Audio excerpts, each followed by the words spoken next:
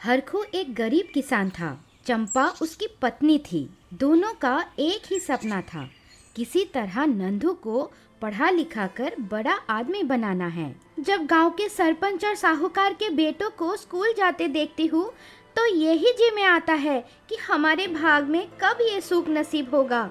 चिंता मत कर, अभी तो हमारा बालक 3 साल का ही है। जब थोड़ा बड़ा हो जाएगा तभी तो स्कूल जाएगी ना। खेती में तो कुछ भी नहीं बचता है। सोच रहा हूँ शहर में जाकर अपनी किस्मत आजमाऊं। कुछ ना कुछ काम तो मिल ही जाएगा। आखिर गांव के इतने सारे लोग कलकत्ता मुंबई में कमा ही तो रहे हैं। कम से कम तन ढकने को कपड़े और पेट भर खाना तो मिलेगा।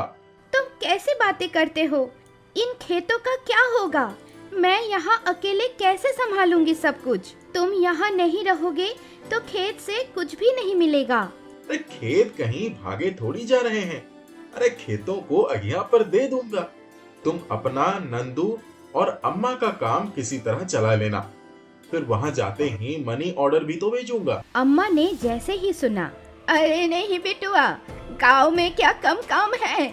मजदूरी ही करनी है तो अपने गांव में ही करो, पर परदेश जावे की बात मत करो। अम्मा, तुम दिल छोटा मत करो। खर्चा नहीं चल रहा है। नंदू की पढ़ाई लिखाई के बारे में भी तो सोचना पड़ेगा ना। मैं किशन के साथ कलकत्ता चला जाऊंगा। वो तो कई बार कह चुका है कि अपनी कॉटन मिल में काम लगवा देगा। आखिर इतने सालों से वहां काम कर रहा है जो। पता नहीं बिटुआ, परदेश के नाम पर कलेजा मुंह का आवत है। यहाँ कम से कम आँख के सामने तो हो। अरे अम्मा, आप सोच ली है तो हमें जाने दो। दूसरे दिन ही वो किशन के साथ कलकत्ता जाने के लिए तैयार हो गया। खेत अधिया पर दे दिया है। जाते समय, चंपा, सबका ध्यान रखना। बच्चे को छोड़कर काम मत करना। उसी के भविष्य के लिए ही तो मैं जा रहा हूँ। बोल, तेरे लिए क्या लाऊं? चंपा ने अपनी आंसुओं से भरी पलकें उठाई और बोली, मुझे कुछ नहीं चाहिए, बस तुम पहुंचकर सलामती की चिट्ठी जरूर भिजवा देना। कौन सा पढ़ी लिखी है जो चिट्ठी लिख लेगी? मैं मुखिया की बेटी रूपा से पढ़वा लूंगी, तुम भिजवा देना। हरकू चला गया। उस दिन घर में किसी का मन नहीं लग रहा था। दोनों सास बहू अनमने ढंग से काम निपटा रही थी। हरकू को गए 2 महीने बीत गए थे। एक चिट्ठी आई थी जिसमें उसने बताया था कि उसको काम मिल गया है। चंपा दिन भर काम करती पर रात उसे काटने को दौड़ती। एक दिन, पता नहीं हमारा बिटुआ का खावत होइए, कहाँ रहत होइए। चंपा भी उनकी बातें सुनकर उदास हो जाती। धीरे धीरे हरकू को गए 6 महीने बीत गए। गाहे बगाहे उसका 100 रुपए का मनी ऑर्डर आ जाता था। 2 लाइन की चिट्ठी होती जो डाकिया ही पढ़कर सुना देता। एक दिन, अम्मा, अब की बहुत दिन से कोई मनी ऑर्डर भी नहीं आया, ना ही कोई खबर लगी। जरा जाकर किशन के यहाँ पता करती कि सब ठीक है ना। ठीक है, हम जायत है आज दोपहर में। अम्मा दोपहर में गई तो किशन के घर भी कोई समाचार नहीं मिला। इंतजार करते करते 3 साल बीत गए। हरकू का कुछ पता ना चला। अम्मा की आंखों के आंसू सूख गए थे। चंपा ने भी अब इंतजार करना छोड़ दिया था। उसने चूड़ियां बेचने का काम शुरू कर दिया था। घर से निकलते ही गांव के कुछ लोग उस पर फौतिया कसते, पर करती भी तो क्या करती। खेत जिसको अधिया पर दिया था उसने भी कुछ देने से इनकार कर दिया था। नंदू भी 6 साल का हो गया था। पहले 2 साल मिट्टी गारा ढोने का काम किया। किशन रोज कहता रहा, मौका मिलते ही मिल में नौकरी लगवा दूंगा। पर धीरे धीरे मिल में नौकरी करने की आस लिए 2 साल बीत गए। तब से घर भी नहीं जा पाया। जैसे ही नौकरी लगवाई, 6 महीने बाद ही मिल में लॉकआउट हो गया। हम मजदूर भीतर ही फंस गए। घर पर सब चिंता कर रहे होंगे। राम जाने कब ये मिल खुलेगा। कोई उपाय भी नहीं सूझता है कि यहाँ से बाहर निकलें। एक दिन हरकू कॉटन मिल के पिछले गेट से मिल के ही काम से नदी के किनारे पर गया तो देखा कि एक नाव इधर ही आ रही थी। उसने हाथ हिलाकर नाव वाले को बुलाया और, भैया, उस पार जाना है मुझे। आइए बाबू, 10 रुपए दे देना, बॉटनिकल गार्डन पर उतार दूंगा। हाँ भाई चलो।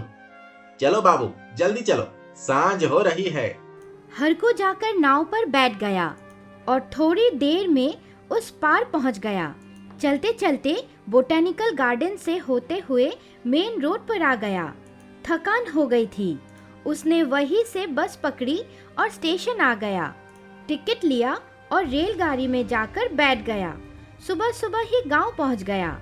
घर पहुंचने ही वाला था कि चंपा सब काम निपटा कर चूड़ियों की टोकरी सिर पर रखे बगीचे में ही मिल गई।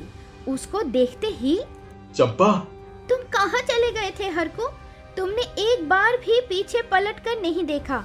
तुम्हारी बूढ़ी माँ हर समय तड़पती रही। तुम्हारी पत्नी की काया तुम्हारे वियोग में झुलस गई।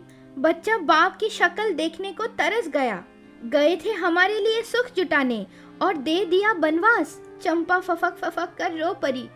सब यही पूछ लोगी? घर चल, सब बताता हूँ। हरकू ने उसकी टोकरी पकड़कर उसके सिर से उतार दी। नहीं, अभी तुम घर जाओ, मैं कुछ चूड़ियाँ बेच कर आती हूँ। आज जाना बहुत जरूरी है। शादी के घर में चूड़ियाँ देनी है। बहुत बड़ा परिवार है उनका। अभी जाने दो, तुम घर चलो। बस तुम ये टोकरी मेरे सिर पर रखवा दो। तू जल्दी आना, मैं घर जा रहा हूँ। चंपा चली जा रही थी। आंखें धुंधला गई थी। पूरे 3 साल का वियोग आंखों से फूट पड़ा था। हरकू घर पहुंचा तो अम्मा उसे देखते ही बुक्का फाड़ कर रोने लगी। अरे मेरा लाल, कहाँ चले गए थे? ना कोई चिट्ठी, ना चौपाती। हम तो उम्मीद ही छोड़ बैठे थे। चंपा ना होती तो हम में से कोई जिंदा ना बचता होता। अम्मा, अब मैं आ गया हूँ, सब संभाल लूंगा, तुम चिंता मत करो। मैं भी तो कोई सुख भोग नहीं रहा था अम्मा। अम्मा के गले लगकर वो भी रो पड़ा। आज चंपा से चला नहीं जा रहा था। पता नहीं खुशी के मारे या पिछले सालों की तकलीफों के कारण उसके पति का अचानक सामने आकर खड़े हो जाना। अब वो शादी वाले घर में पहुंची तो सारी औरतें और लड़कियों में चूड़ी पहनने की होड़ सी लग गई। सुबह से शाम हो गई, अंधेरा हो गया था। जब वो घर जाने लगी तो दिल धक धक करने लगा। शाम के धुंधलके में पत्ता भी सरकता तो उसका कलेजा मुंह को आ जाता। किसी तरह गिरती पड़ती वो घर आई पति से मिलने की आस लगाए, पर हरकू पहले से ही भरा बैठा था। गांव के कुछ लोगों ने उसकी पत्नी के खिलाफ उसके कान भर दिए थे। ठहर जा, आगे एक भी कदम मत बढ़ाना। गांव भर में मेरी नाक कटवा दी तूने। बड़ी सती सावित्री बनने का नाटक कर रही थी। मैं अच्छी तरह समझ गया हूँ तेरी चाल। घर में बूढ़ी माँ और बच्चे को छोड़ के गुलछर्रे उड़ाती रही और शिकायत ये की मेरे बिना रह नहीं पा रही थी। हरकू, तुम क्या कहे जा रहे हो? किसने तुम्हारे कान भरे हैं? मैं सब समझती हूँ। ये वही लोग हैं जिन्होंने आते जाते मुझ पर बुरी नजर रखी। उन शहदों की बात पर तुम मुझे घर में आने से मना कर रहे हो। चुप कर, एकदम चुप कर। अभी निकल जा मेरे घर से, वरना मैं ही चला जाता हूँ। जी भर के गुलछर्रे उड़ाना जीवन भर। चंपा ने टोकरी उठाकर नीचे रखी और नंदू का हाथ पकड़कर बाहर जाने को हुई तभी, छोड़ दे मेरे बेटे का हाथ, वो यहीं रहेगा। ठीक है, मैं चली जाती हूँ। जब तुम्हें अपनी गलती का एहसास होगा तब रोओगे। जा जा, जल्दी जा। दूसरे दिन सुबह ही गांव के तालाब में एक औरत की लाश मिली थी। चंपा ने अपनी पवित्रता साबित करने के लिए जान दे दी थी। हरकू ने सुना तो पागलों की तरह भागा अपनी पत्नी को देखने। उसका प्रेम पवित्र था। पति की गैर हाजिरी में उसकी बूढ़ी माँ और बच्चे को संभाला। पति के शक करने पर अपनी जान दे दी। हर्षित और अमित एक दूसरे के अच्छे दोस्त थे। हमेशा साथ ही काम किया करते थे। कोई भी काम बिना एक दूसरे की सलाह लिए नहीं करते थे। दोनों दोस्त एक सिक्के के 2 पहलू के नाम से पहचाने जाते थे। अमित, एक काम आया है, चलो साथ में करते हैं। क्या काम है बताओ हर्षित? एक बड़ा सा संगीत कार्यक्रम करवाना था मन्नू का। इतना बड़ा कि करीब 10,000 लोग उसे एक साथ देखने आ सके। पर क्या इतने लोग सच में आ पाएंगे? बिल्कुल आ सकते हैं। वो कलाकार इतना प्रसिद्ध पहले से ही है कि हमारे कार्यक्रम की सारी टिकट आसानी से बिक जाएं, एक अच्छी खासी आमदनी हो जाएगी।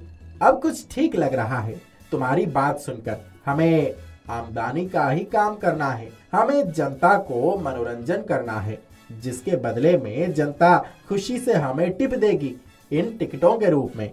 भाई, सही नीयत से किया गया हर काम सही होता है और सफल होता है। हमारी नीयत सही है, तभी हम दोनों हर काम को साथ में करते आ रहे हैं। जनता को टिकट का पैसा बर्बाद ना महसूस हो, हमें सिर्फ इसी बात का ख्याल रखना है। बिल्कुल सही कहा हर्षित, ऐसे ही हम हर काम का समाधान निकाल लेंगे, अनीस की जादुई कचौड़ी जैसे। गांव में एक दुकान था कचौड़ी का, जिसे अनीस चलाया करता था। अनीस का कहना था उसकी कचौड़ी जादुई कचौड़ी है। बहुत से ग्राहक इस बात पर भरोसा करते थे। उनमें से ही एक था अमित। अमित भी मानता था कि अनीस की कचौड़ी जादुई कचौड़ी है, मगर हर्षित इन सब चीजों पर विश्वास नहीं करता था। तुम्हें अब भी उस पागल की बात का भरोसा है? भाई, मैंने उस पागल की बात में सच्चाई देखा था। मैं ऐसा मानता हूँ कि बिल्कुल हो सकता है अनीस की कचौड़ी खाकर उस पागल की बड़ी मुसीबत दूर हो गई हो। वाह भाई, सर्दी खांसी ठीक हो जाने वाली मुसीबत कितनी बड़ी मुसीबत थी, है? छोड़ो यार, तुम भी कहाँ उस पागल की बात करने लगे। तुम मानो या ना मानो, पर उसकी कचौड़ी खाने से मुसीबत दूर होती है। मैं मानता हूँ अनीश की कचौड़ी जादुई है। ठीक है, मैं मान लेता हूँ तुम्हारे कहने पर। जब भी अमित की बातों से बहस की संभावना खड़ी होती थी, तो हर्षित सहमति और असहमति की परवाह किए बगैर उसकी बात मान लिया करता था, क्योंकि अमित भी यही करता था जब उसे ऐसा कुछ महसूस होता था। कार्यक्रम हो चुका था। मनु को आयोजन के लिए तय किया जा चुका था। कार्यक्रम अगर सफल हो जाता तो टिकट से अच्छे खासे पैसे मिलने को तैयार थे। सारे विज्ञापन और सूचनाएं जनता तक पहुंचा जा चुकी थी। भाई, मन्नू का फोन तो गजब का है। सब पहली ही बार में टिकट खरीद ले रहे हैं। हाँ भाई, अब मुझे भी ऐसा लग रहा है कि ये आयोजन सफल हो जाएगा। हमें अच्छा खासा मुनाफा मिलने वाला है। सब कुछ ठीक रहा तो यही होगा दोस्त। बस समय का साथ मिलना चाहिए। जरूर मिलेगा साथ। वैसे भी टिकट बेचने की मुसीबत जब सर पर थी तो मैंने अनीश की कचौड़ी खाई थी। देखो, सारी टिकट बिक गई, मुसीबत दूर हो गई। देख लिए ना जादू। हाँ, अरे भाई, तुम्हारी अगर कचौड़ी वाले से दोस्ती है तो कोई बात नहीं। यूं अफवाह मत फैलाओ कि उसकी कचौड़ी सही में जादुई है। जब खुद पर कभी मुसीबत पड़े तो याद करना उस जादुई कचौड़ी को, खुद विश्वास हो जाएगा। अमित ने इतना ही कहा, तब तक हर्षित के फोन में एक बुरी खबर आ गई। क्या सारे टिकट पहले ही बुक हो चुके हैं? आयोजन नहीं हुआ तो हम बर्बाद हो जाएंगे। कृपया कोई तो रास्ता निकालिए बीच का। अच्छा ठीक है, अब क्या कर सकते हैं। जब हमारा बर्बाद होना ही किस्मत में लिखा है, मैं आयोजन रद्द करने को तैयार करवाता हूँ। अरे क्या हुआ? किसका फोन था? आयोजन रद्द होने की बात क्यों कर रहे हो? हमारे कलाकार मन्नू की हवाई जहाज रद्द हो गई है। वो विदेश में है, इसीलिए सड़क के रास्ते भी नहीं आ सकता। आयोजन रद्द ही करना पड़ेगा। किसी दूसरे कलाकार से बात करें? मतलब ही नहीं, मन्नू के नाम पर टिकट बेची है हमने। धोखाधड़ी के जुर्म में अंदर हो जाएंगे। एक बार कचौड़ी खाकर देखते हैं, क्या पता ये मुसीबत दूर हो जाए। तुमको अभी भी लगता है कि आयोजन हो पाना संभव है, वो भी उस मामूली कचौड़ी को खाने के बाद? आयोजन रद्द तो वैसे भी हो रहा है। एक बार कचौड़ी खाकर देख लेते हैं, क्या पता सच में कोई जादू हो जाए। वैसे मुझे इस जादू जैसी चीज पर जरा भी भरोसा नहीं है, पर तुम्हारे विश्वास पर आज भरोसा करके अनीस की कचौड़ी खाने के लिए मैं चल रहा हूँ। ठीक है, चलो। अमित और हर्षित जादुई कचौड़ी खाने के लिए अनीस की दुकान पहुंच गए। हर्षित ने जैसे ही कचौड़ी को अपने मुंह में डाला, तब तक उसका फिर से फोन बज उठा। यार, सच में चमत्कार हो गया। बहुत बहुत धन्यवाद ये खबर देने के लिए। क्या हो गया भाई? भाई, तुम सही थे। इस कचौड़ी में सच में मुसीबत दूर करने की शक्ति है। हमारा कलाकार आ रहा है। हुआ क्या? विदेश सरकार ने हमारे कलाकार के लिए हवाई जहाज का प्रबंध कर दिया कार्यक्रम में आने के लिए। अब मान गए इस कचौड़ी में मुसीबत दूर करने का जादू है। हाँ भाई, आज देख लिया कि इस कचौड़ी को खाते ही तुरंत फोन आ गया मेरे पास। धन्यवाद हमें बर्बाद होने से बचाने के लिए।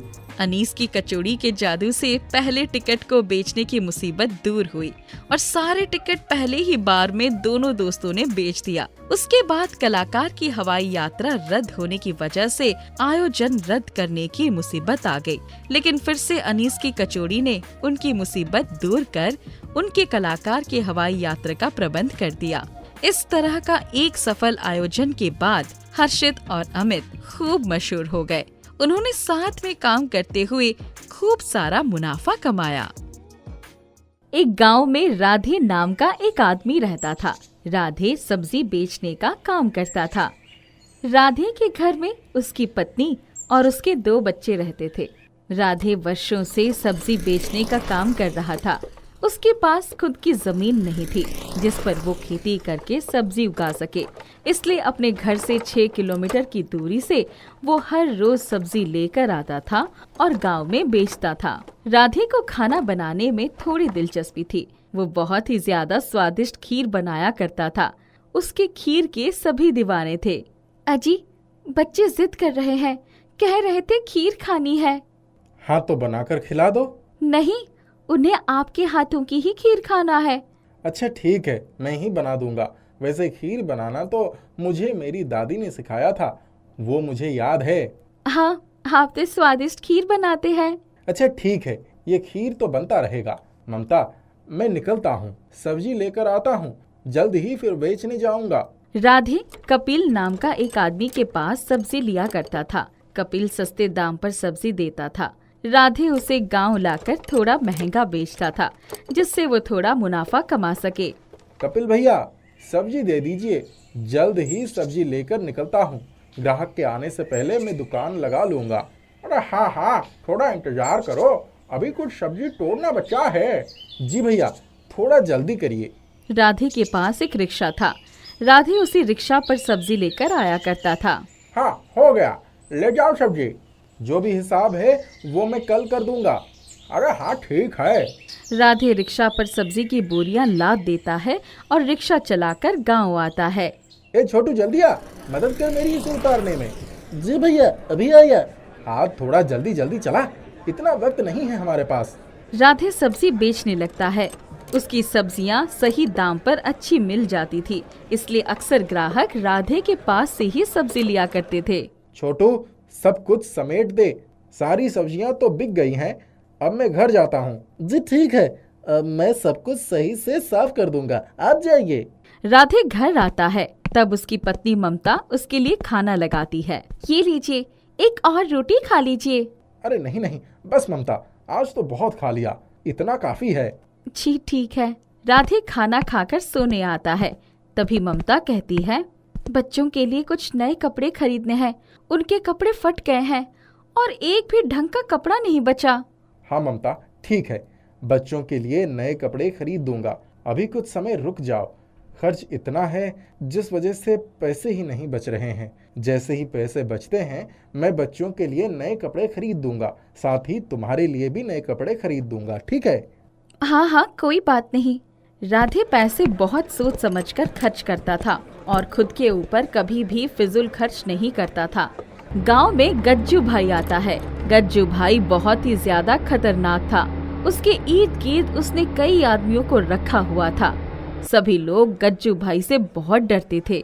अरे अरे, रास्ता खाली कर दो, गज्जू भाई अपने आदमियों के साथ आ रहे हैं, हटो सभी सामने से। वाह क्या बात है, ये पपीता तो बहुत स्वादिष्ट लग रहा है, ले लो इस पपीते को। गज्जू भाई के आदमी वो पपीता उठा लेते हैं। वो दुकानदार चुपचाप सब देखता है मगर एक शब्द भी नहीं बोलता है। ऐसे ही लगातार कई दिनों तक चलता है। फिर एक दिन गज्जू भाई अपने आदमियों के साथ राधे की दुकान के पास पहुंचते हैं। अरे ये गोभी और टमाटर तो बहुत ही अच्छे दिख रहे हैं, उठा लो इसे। गज्जू भाई के आदमी गोभी और टमाटर उठाने लगते हैं। तभी राधे कहता है, हाँ, गोभी और टमाटर तो बहुत अच्छे हैं, मगर इसके पैसे तो दे दीजिए, फिर मैं सब्जी आपको दे दूंगा। कोड़ी भर के आदमी, तू मुझसे पैसे मांगता है? तू मुझे नहीं जानता है क्या?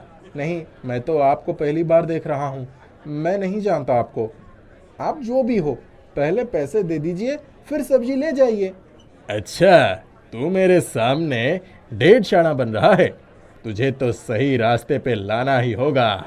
इतना कहकर गज्जू भाई अपने आदमियों के साथ चला जाता है। इसके बाद सभी लोग राधे को बताते हैं कि उसने गलत इंसान से पंगा ले लिया है, वो गुंडा है। अब मुझे क्या पता था कि वो गुंडा है, मैं तो बस अपने सब्जियों के पैसे मांग रहा था। खैर, जाने दो, जो भी होगा देखा जाएगा। राधे घर आकर सारी बातें ममता को बताता है। ये तो बिल्कुल भी अच्छा नहीं हुआ। हाँ, मगर रहने दो, क्या कर सकते हैं। अगले दिन राधे अपना दुकान लगाता है, तभी गज्जू भाई का 3-4 आदमी वहां आता है और राधे की सारी सब्जियां उठाकर फेंक देता है। ये क्या कर रहे हो, ऐसा मत करो। गज्जू भाई ने कहा है, आज के बाद यहाँ तुम्हारी दुकान नहीं लगनी चाहिए। मगर क्यों? ये हम नहीं जानते, मगर अब से तुमने यहाँ दुकान लगाया तो तुम्हारे घर जाकर तोड़ फोड़ मचा देंगे। राधे घर की बात सुनकर डर जाता है और वहां बैठना बंद कर देता है। अब राधे एक अलग जगह ढूंढ लेता है जहां वो बैठकर सब्जी बेच सके। छोटू, ये जगह सही रहेगा सब्जी बेचने के लिए। हाँ भैया, ये जगह सही है। राधे अगली सुबह सब्जी लाने कपिल के पास जाता है। राधे सारी बातें कपिल को बताता है। कोई बात नहीं भाई, मैं हमेशा तुम्हारा साथ दूंगा, चाहे वो लोग कुछ भी करें, मैं तुम्हें हमेशा सब्जी दूंगा।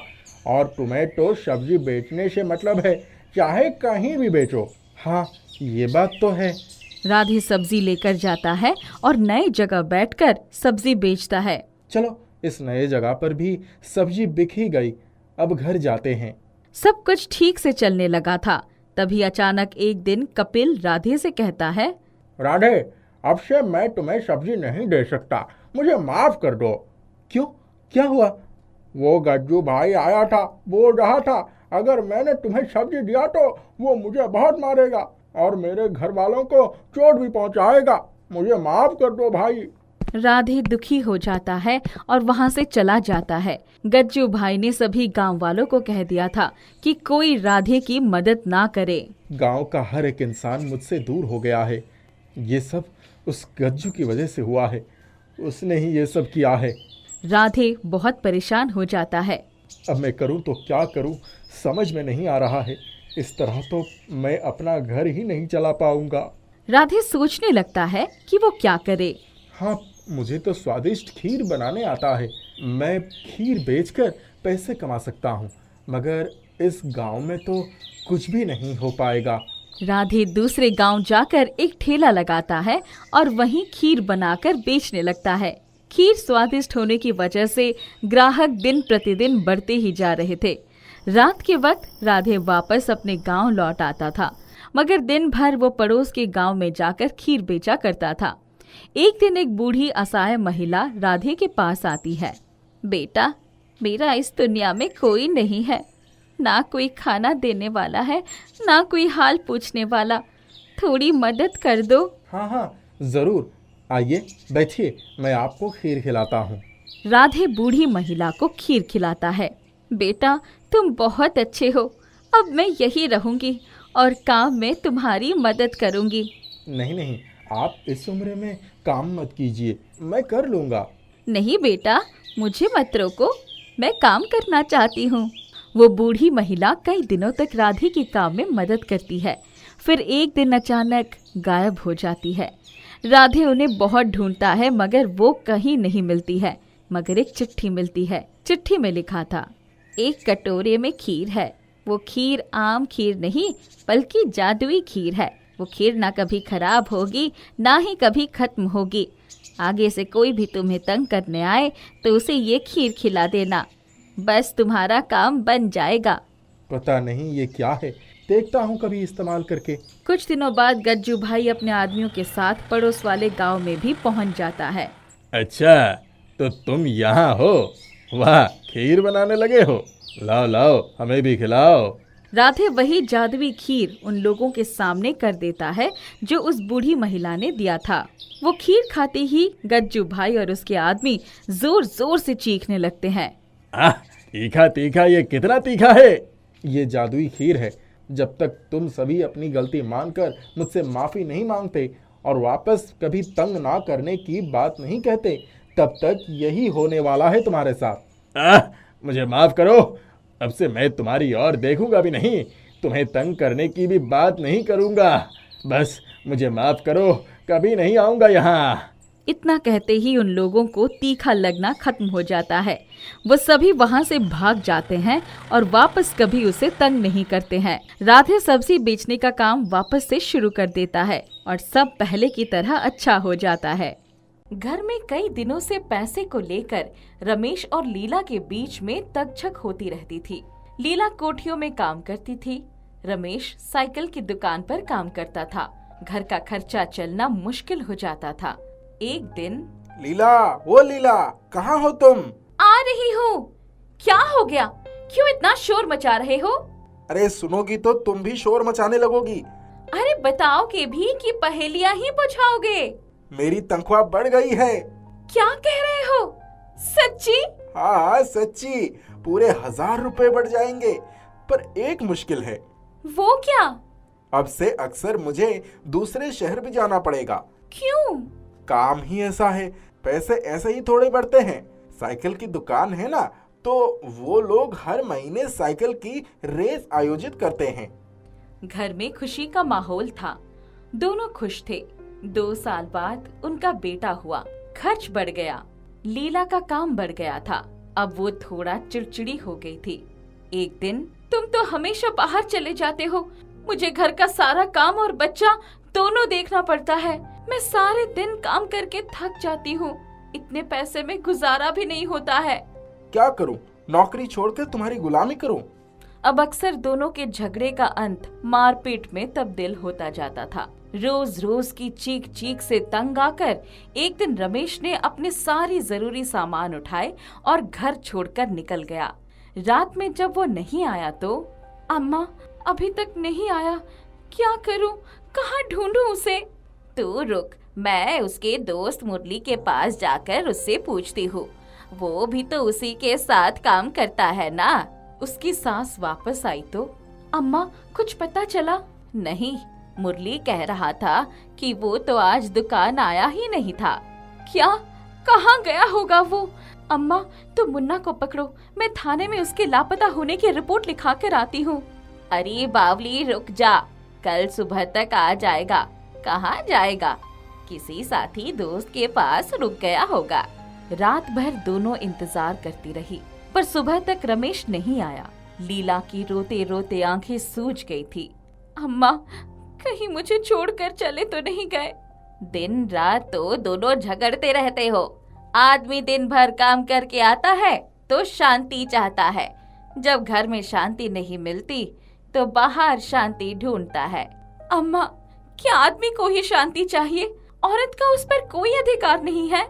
हम गरीबों को ही अपने घर की शांति बनाए रखने का प्रयास करना होता है। बच्चों को पालने के लिए औरत बेचारी हर तरह का दुख सहती है, पर आदमी हमेशा गैर जिम्मेदार ही होते हैं, भले ही वो मेरा बेटा ही क्यों ना हो। अम्मा अब तक तो उसे आ जाना चाहिए था। थोड़ी देर देख लो, फिर जाना थाने। लगभग आधे घंटे बाद ही रमेश किसी आदमी के साथ लंगड़ाते हुए आ गया। माथे पर पट्टी बंधी हुई थी। उसको देखते ही, क्या हुआ तुम्हें? कल जाते समय मेरी साइकिल एक गाड़ी से टकरा गई थी। मुझे अस्पताल ले गए थे, आज छोड़ दिया, तब मैं घर आया हूँ। उफ़ो, कल से हम लोग परेशान हो गए। मैं तो थाने में रिपोर्ट लिखवाने जा रही थी। शाम को मुरली आ गया। रमेश, ओ रमेश, कहाँ है तू? क्या हुआ? मैंने सुना तेरी नौकरी चली गई। धीरे बोल, मेरी बीवी सुन लेगी। नौकरी का क्या है, दूसरा मिल जाएगी। पर इतनी चोट कैसे लग गई? रमेश ने पहले वाली ही सारी बातें दोहरा दी। मुरली चला गया। थोड़ी देर में ही लीला काम से वापस आई। मैंने सुना तुम्हारी नौकरी चली गई और ये सारी चोट मारपीट से लगी है। तुमने हमसे इतना बड़ा झूठ बोला। नशे में धूत होकर तुमने झगड़ा किया है। मुझे माफ कर दो, अब से ऐसा नहीं होगा। ये पहली बार नहीं हुआ है। मैं सारे दिन खटती रहूं और तुम सारा पैसा नशे में उड़ाते रहो। मैं अब इस घर में नहीं रह सकती। कैसी बातें करती हो लीला, तुम्हें कहीं जाने की जरूरत नहीं है, मैं ही चला जाता हूँ। ये परिवार तुम्हारा है, तुम इसे संभालो। मैं तुम्हारी जिम्मेदारी नहीं उठा सकती। मुझे एक मौका और दे दो, अब कभी ऐसा नहीं होगा। लीला रोते हुए आंगन में चली गई और आंगन में लगे बेला के फूल तोड़कर डालिया में भर लिया। अचानक, अब मुझे अपने बच्चे की परवरिश के लिए कुछ ना कुछ तो करना ही होगा। इस आदमी का तो कोई भरोसा ही नहीं, जो इतना बड़ा झूठ बोल सकता है। वो आगे भी नशे की हालत में कुछ भी कर सकता है। नौकरी भी चली गई, अकेले मेरे कमाई से कितने दिन घर चलेगा। क्यों ना गजरों का ही धंधा शुरू कर दूं? लीला ने सारे फूलों का गजरा बनाया, उनको कपड़े में लपेटा और अपनी कोठी की तरफ चली गई। वहां जाकर, मैडम, ये फूल और गजरे आप लगाकर देखना, अच्छे होंगे तो पैसे दे देना, वरना मैं वापस ले जाऊंगी। दूसरे दिन जब वो काम पर आई तो, लीला, ये इतने सुंदर गजरे कहाँ से लाई थी? क्या हुआ मैडम? ये तो मैंने खुद ही बनाए थे। अब से तू रोज मुझे ऐसे ही 4-5 गजरे दे जाया कर। मेरी किट्टी की फ्रेंड्स को भी ये बहुत पसंद आए। पैसे मैं दे दूंगी तुझे। लीला बहुत खुश हुई। क्यों ना मैं फूलों की मंडी से जाकर फूल ले आऊं और गजरों का ही धंधा शुरू कर दूं। यही सोचकर लीला दूसरे दिन सुबह 5 बजे उठकर फूलों की मंडी गई और वहां से खूब सारे बेला के फूल रिक्शे पर लेकर आई। पूरा घर बेला के फूलों से महक उठा। काम पर से वापस आकर उसने पूरे दिन गजरे बनाए और सुबह सुबह ही अपनी गली के नुक्कड़ पर बेचने लगी। वो अपनी मैडम के लिए रोज गजरे ले जाती थी।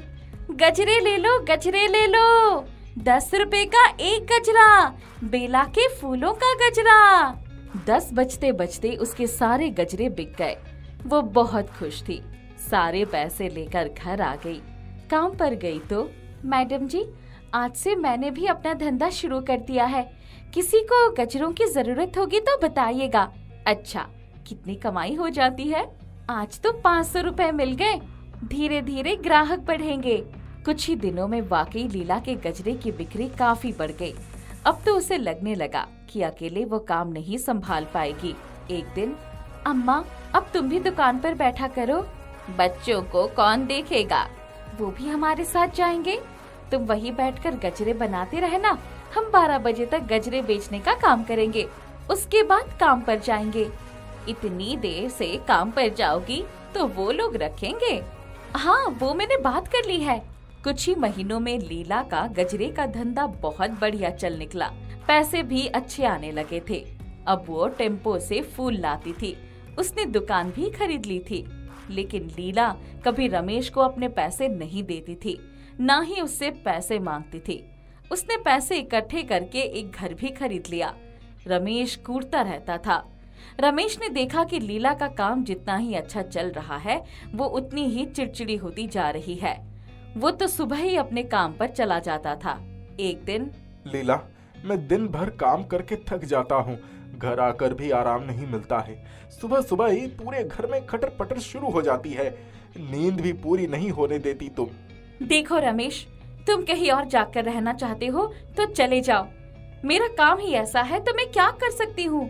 उस रात रमेश उसके रखे हुए पैसे अलमारी से निकालकर घर से चंपत हो गया। लीला रोती रही पर कुछ कर नहीं सकती थी। रात को जब सब सोए थे तभी दरवाजे पर दस्तक हुई। कौन है? खोलो मैडम। लीला ने दरवाजा खोला तो बाहर कुछ लोग रमेश को घायल अवस्था में लेकर आए थे।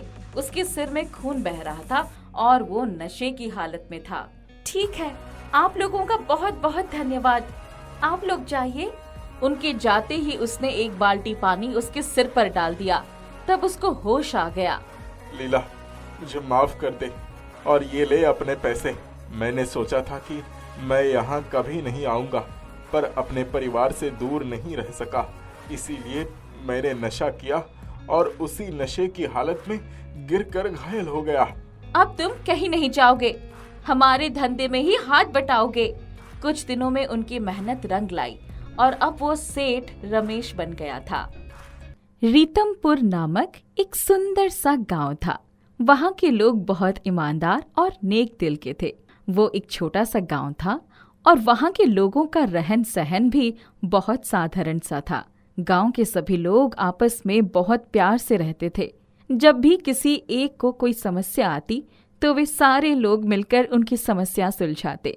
उसी गांव में नैना नाम की एक लड़की रहती थी। वो अपने बुजुर्ग माँ बाप के साथ रहा करती थी। उसका एक भाई भी था जिसका नाम किशन था, मगर किशन एक बार बाहर काम करने गया तो वो वहीं रह गया और उसने शादी करके अपना घर वहीं बसा लिया था।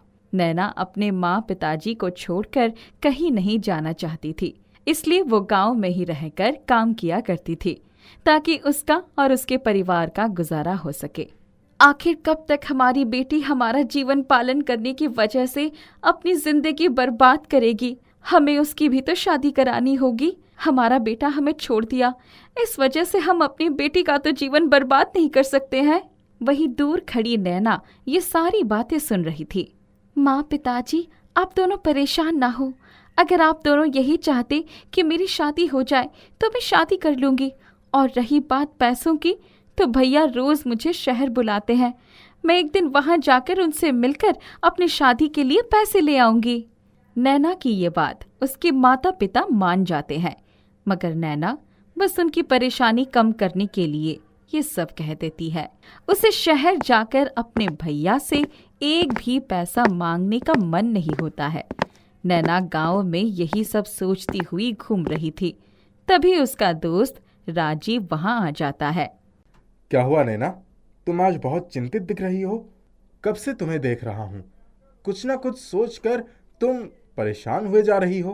कोई बात है तो मुझे बताओ। नैना राजीव को सारी बातें बता देती है।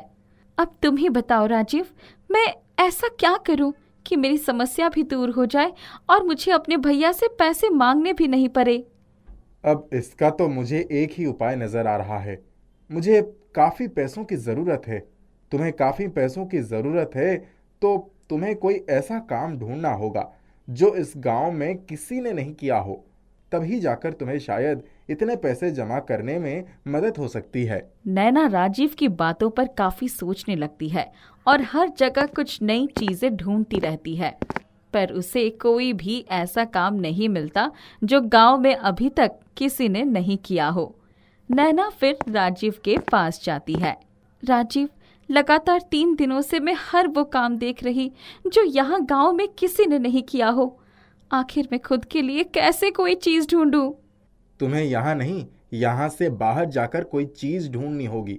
तुम एक काम करो, अपने भैया से सिर्फ मिलने के लिए उनके घर जाओ और वहाँ शहर में कोई ऐसा काम ढूंढो जो तुमने यहाँ किसी को करते नहीं देखा, और फिर यहाँ उस चीज को बहुत ही बढ़िया तरीके से करो।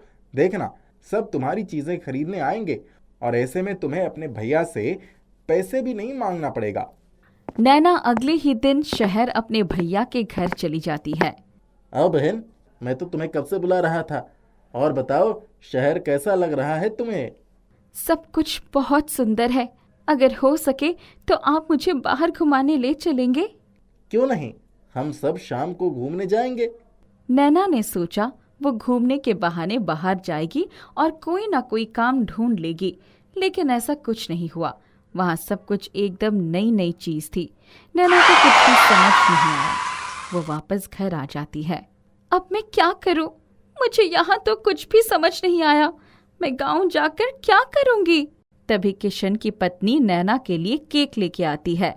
नैना, मुझे याद है तुझे मीठी चीजें कितनी पसंद आती थी। ये फ्लेवर वाली केक खाकर देख, गांव वालों ने तो कभी ऐसी कोई केक देखा भी नहीं होगा। नैना ये सुनते ही उस केक को खा लेती है। उसकी स्वाद उसे बहुत पसंद आती है। वाह भैया, ये तो सच में बहुत स्वादिष्ट है। क्या इसे भाभी ने बनाया है? हाँ, तेरी भाभी को ये सब बनाना बहुत पसंद है। वाह भाभी, क्या आप मुझे भी ये बनाना सिखाएंगी? मैं सिखा तो देती, पर तुम्हें ना हमारे किचन के सामान इस्तेमाल करने आते हैं और ना ही तुम्हें ओवन चलाना आता। अब मैं तुम्हें क्या क्या सिखाऊं? क्यों परेशान हो रही हो नैना? तुम्हें जितना खाने का मन है तुम खा लो और पैक करके घर भी ले जाओ। ये सब सीखने की क्या जरूरत है? नैना भैया और भाभी की बातें सुनकर दुखी हो जाती है और जाने की तैयारी करने लगती है। जब नैना वापस जाने लगती है तभी वहां किशन का बेटा आकर नैना को एक बड़े डब्बे में केक भरकर दे देता है। नैना वहां से जाने लगती है। वो बहुत उदास होकर स्टेशन पर बैठ रही थी। तभी वहां एक बुजुर्ग आदमी आकर बैठ जाते हैं। नैना को इतना परेशान देख वो उसकी कारण जानना चाहते, पर नैना उन्हें कुछ नहीं बताती है। तभी नैना की नज़र गरीब बच्चों पर पड़ती है जो कचरे में से खाना निकाल रहे होते हैं। नैना उनके पास जाती है और उनके केक उन्हें खिला देती है। ये देख वो बुजुर्ग आदमी नैना से बहुत प्रसन्न हो जाते हैं। वो ट्रेन में नैना के साथ ही वाले सीट पर बैठे हुए थे और वापस से उसकी परेशानी पूछने पर नैना उन्हें सब बता देती है। बस इतनी सी बात, तुम कुछ सीखना चाह रही हो और तुम्हें कोई लोग सिखा नहीं रहे। ये लो, एक किताब है, इसमें जो जो लिखा है बस वैसे ही पढ़ते जाना, तुम्हारी केक बनके तैयार हो जाएगी। नैना उनकी बातों पर ज्यादा ध्यान नहीं देती है और घर आ जाती है। घर आकर वो उदास बैठी रहती थी। फिर उसने सोचा क्यों ना एक बार उस किताब की इस्तेमाल किया जाए। नैना ने अपने किचन में बैठकर उस किताब में केक बनाने की विधि को पढ़ने लगती है। जैसे ही उसने विधि पढ़ी, उसने देखा उसके सामने एक बड़ा सा केक तैयार था। ये कैसे हुआ? आखिर ये केक बना कैसे? वो भागती हुई राजीव के पास जाती है और उसे सारी बातें बताती है। जरूर वो कोई आम आदमी नहीं होगा। राजीव उस किताब को देखने लगता, तभी उसमें से एक चिट्ठी गिरती है। उसमें लिखा हुआ था, नैना, तुम एक बहुत नेक दिल लड़की हो। मैंने तुम्हें उन बच्चों को अपना केक खिलाते हुए देखा और मैं तुम्हें अपना ये जादुई केक बनाने वाला किताब दे रहा हूँ। अब तुम्हें कभी किसी और से कुछ सीखने की ज़रूरत नहीं है। बस तुम्हें कैसे केक चाहिए इस किताब को बताओ, वो तुम्हें बिल्कुल वैसा केक बना के देगा। ये पढ़ते ही दोनों बहुत खुश हो जाते हैं और नैना पूरे गांव में सभी को नए नए प्रकार के केक बनाकर बेचा करती थी। उसके माँ पिताजी बहुत खुश थे। नैना को महसूस होता है राजीव ही वही सही लड़का है जिससे उसे शादी करना चाहिए। दोनों की शादी धूमधाम से हो जाती है। अब दोनों मिलकर जादुई केक बनाते और गांव शहर दोनों जगह बेचा करते थे। नैना और राजीव दोनों ने मिलकर अब तक बहुत पैसे कमा लिए थे। राजीव, चलो हम ऐसे जगह चलते हैं जहाँ केक बनाना सिखाते हो। मैं खुद केक बनाना सीखना चाहती हूँ।